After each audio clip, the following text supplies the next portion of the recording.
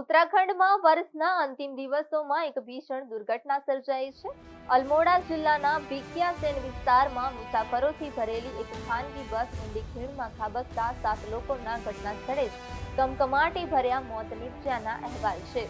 આ દુર્ઘટનામાં અનેક મુસાફરો ગંભીર રીતે ઈજાગ્રસ્ત થયા છે, જેમને બચાવવા માટે રેસ્ક્યુ ઓપરેશન હાથ ધરવામાં આવ્યું છે. આ દુર્ઘટના ભીખિયાસેન રામનગર માર્ગ પર આવેલા શીલાપાન પાસે સર્જાઈ હતી.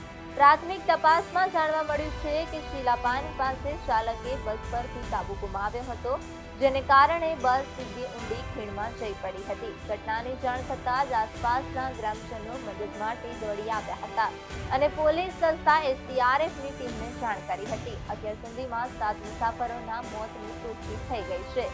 ઈજાગ્રસ્તોને સારવાર માટે હોસ્પિટલ ખસેડાયા છે.